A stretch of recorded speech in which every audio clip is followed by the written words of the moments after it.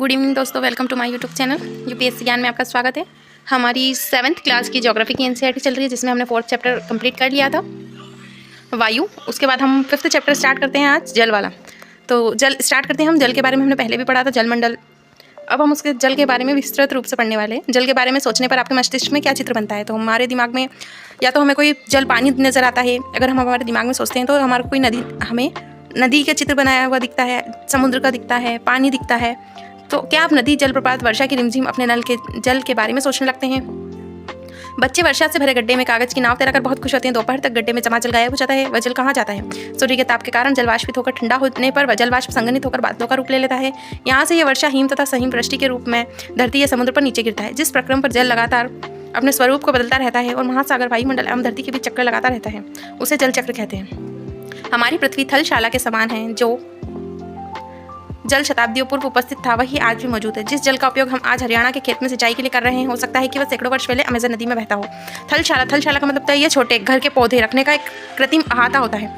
जो घर के पौधे रखने का एक कृत्रिम अहाता होता है। थलशाला मतलब एक जार होता है। एक बड़े जार की 1/4 भाग में मिट्टी भरकर उसे अच्छी तरह दबा दें। इसके ऊपर ह्यूमस की एक पतली परत लगाएं। पहले सबसे बड़े पौधे लगाएं, तदुपरांत उसके चारों ओर छोटे पौधे को व्यवस्थित करें। इसमें जल की फुहार छिड़के जार को बंद कर दें। पत्तियों एवं मिट्टी के द्वारा वाष्पित जल संग्रहित होकर जल की बूंदों के रूप में नीचे गिरता है। अब उसका जल चक्र में यह बताया गया है, आप ये डायग्राम देख लीजिएगा। अलवण जल के मुख्य स्रोत नदी, ताल, सोते एवं हिमनद है। महासागरों एवं जल समुद्रों का जल लवणीय होता है। इसमें अधिकांश नमक सोडियम क्लोराइड या खाने का उपयोग किया जाने वाला नमक होता है। अब इस डायग्राम में मैंने आपको पहले वाले चैप्टर्स में बताया था कि हमारे महाद्वीप और महासागर के बारे में। अब हमें कुछ नदियों के नाम दिए गए हैं इसमें। पहले हमारे सामने महाद्वीप और महासागर ही थे। अब हम इसमें आप देख सकते हैं कि कौन से महाद्वीप पर कौन सी नदी है। अब हम पढ़ेंगे जल का वितरण। हम सभी जानते हैं कि पृथ्वी की सतह का 3/4 भाग जल से ढका हुआ था। यदि धरती पर थल की अपेक्षा जल अधिक है तो अनेक देशों में जल की कमी का सामना क्यों करना पड़ता है? क्या पृथ्वी पर मौजूद संपूर्ण जल हमारे लिए उपलब्ध है? निम्नलिखित तालिका का जल विवरण प्रतिशत दिया गया है। महासागर 98, बर्फ छत्रक 0.2%, लगभग 98 मतलब 97.3 था। बर्फ छत्रक 0.2, भूमिगत जल 0.68। और आप इस सारणी को देख लीजिएगा, इसमें बताया गया है लवणता 1000 ग्राम जल में मौजूद नमक की मात्रा होती है। महासागर की औसत लवणता 35 भाग प्रति 1000 ग्राम है। उसके बाद हम पढ़ते हैं महासागरीय परिसंचरण। समुद्री तट पर नंगे पैर चलने पर कुछ जादुई सी अनुभूति होती है। पुलिन परिणाम, तालू, बालू, ठंडी पवन, समुद्री पक्षी, वायु में लवणीय गंध एवं लहरों का संगीत सब कुछ सम्मोहित करने वाला प्रतीत होता है। ताल एवं झील के शांत जल के विपरीत महासागरीय जल हमेशा गतिमान रहता है। यह कभी शांत नहीं रहता। महासागरों की गतियों को इस प्रकार वर्गीकृत कर सकते हैं जैसे तरंगे, ज्वार भाटा एवं धाराएं। अभी हमने इससे पहले वाले चैप्टर्स में पढ़ा था कि विश्व पर्यावरण दिवस कब मनाया जाता है। अब इसमें हमको एक फैक्ट पता चला है कि 22 मार्च को विश्व जल दिवस के रूप में मनाया जाता है, जब जल संरक्षण की विभिन्न विधियों को प्रबलित किया जाता है। अब हमें एक डायग्राम बताया गया, इसमें प्रशांत महासागर की पिक्चर्स बताई गई। इसमें ज्वार भाटा, तरंगे, धाराएं आप इस पर देख सकते हैं एक एग्जाम्पल के रूप में। अब हमारा टॉपिक है तरंगे। जब समुद्री सतह पर पवन बहती है, जब तरंग उत्पन्न होती है, जितनी ही तेज पवन बहती है तरंगे भी उतनी ही बड़ी होती हैं। तरंगे क्या होती है? समुद्र तट पर गेंद से खेलते समय जब गेंद जल में गिर जाती है तो क्या होता है? ये दृश्य बहुत ही मनोरंजक होता है कि कैसे तरंगों के साथ गेंद तट पर वापस लौट आती है। जब महासागरीय सतह पर जल लगातार उठता है तो गिरता रहता है, तो इसे तरंगे कहते हैं, जो कि हमें एक डायग्राम में बताया गया है। अब सुनामी शब्द का अर्थ जो जापानी भाषा का एक शब्द है, जिसका अर्थ है प्रोताश्रय तरंगे, क्योंकि सुनामी आने पर प्रोताश्रय नष्ट हो जाते हैं। तूफान में तेज वायु चलने पर विशाल तरंगे उत्पन्न होती है। इनके कारण अत्यधिक विनाश हो सकता है। भूकंप, ज्वालामुखी, उद्गार या जल के नीचे भूस्खलन के कारण महासागरीय जल अत्यधिक विस्थापित होता है। इसके परिणाम स्वरूप 15 मीटर तक की ऊंचाई वाली विशाल ज्वारीय तरंगे उठ सकती है, जिसे सुनामी कहते हैं। अब तक का सबसे विशाल सुनामी 150 मीटर मापा गया है। ये तरंगे 700 किलोमीटर प्रति घंटे से अधिक की गति से चलती हैं। 2004 में सुनामी से भारत के तटीय क्षेत्रों में अत्यधिक विनाश हुआ था। सुनामी के बाद अंडमान एवं निकोबार द्वीप समूह में इंदिरा पॉइंट डूब गया था। हमें एक एग्जाम्पल दिया गया है यहाँ पर सुनामी का, कि जो 26 दिसंबर 2004 को हिंद महासागर में सुनामी तरंगे अथवा प्रोताश्रय तरंगों के कारण अत्यधिक विनाश हुआ। यह तरंगे उस भूकंप का परिणाम थी जिसका अधिकेंद्र सुमात्रा की पश्चिमी सीमा पर था। इस भूकंप की तीव्रता रिक्टर पैमाने पर 9.0 मापी गई है। भारतीय प्लेट, बार्मा प्लेट एवं बर्मा प्लेट के नीचे धंस गई थी और समुद्र तल से अकस्मात गति उत्पन्न हुई। इस कारण ये भूकंप आया। आप इसको पढ़ लीजिएगा, ये एक एग्जाम्पल हमें बताया गया है। उसके बाद ये हमें कुछ पिक्चर्स बताई गई है। तमिलनाडु के तट पर सुनामी द्वारा विनाश हुआ था, वो ये देख लीजिएगा। अब हम पढ़ने की कोशिश करें ज्वार भाटा क्या है। तो दिन में 2 बार नियम से महासागरीय जल का उठना एवं गिरना ज्वार भाटा कहलाता है। जब सर्वाधिक ऊंचाई तक उड़कर जल तट के बड़े हिस्से को डुबो देता है तो उसे ज्वार कहते हैं।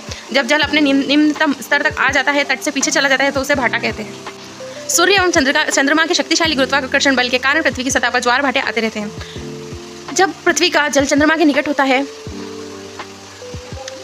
उस समय चंद्रमा के गुरुत्वाकर्षण बल से अधिक अभिकर्षित होता है, जिसके कारण उच्च ज्वार आते हैं।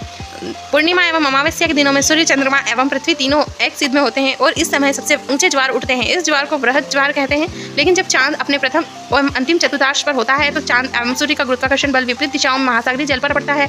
परिणाम स्वरूप निम्न ज्वार भाटा आता है। ऐसे ज्वार को लघु ज्वार भाटा कहते हैं। उच्च ज्वार नौ संचालन में सहायक होता है।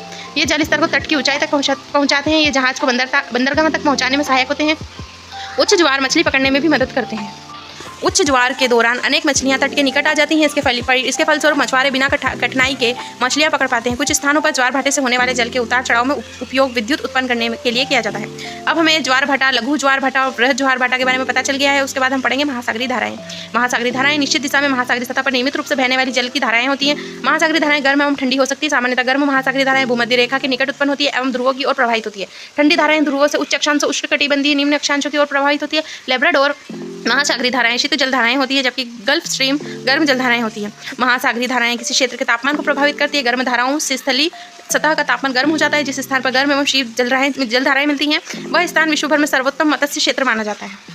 जापान के आसपास एवं उत्तर अमेरिका के पूर्वी तट के इसके कुछ उदाहरण हैं। जहाँ गर्म एवं ठंडी जलधाराएं मिलती हैं वहाँ कोहरे वाला मौसम बनता है। इसके फलस्वरूप नौ संचालन में बाधा उत्पन्न होती है। उसके बाद हमारे को इसमें हमें विश्व मानचित्र बताया गया है, जिसमें जहाँ से जो धारा उत्पन्न होती है, जैसे विषुवतीय, विपरीत धारा, विषुवतीय धारा, दक्षिण विषुवतीय, ये हमें सब बताया गया है। इसमें आप इसको देख लीजिए, गल्फ स्ट्रीम से कौन सी धाराएं उत्पन्न होती है और ये आपको जितने भी द्वीप हैं उसके बारे में बताया गया है, तो आप इस डायग्राम में देख लीजिएगा।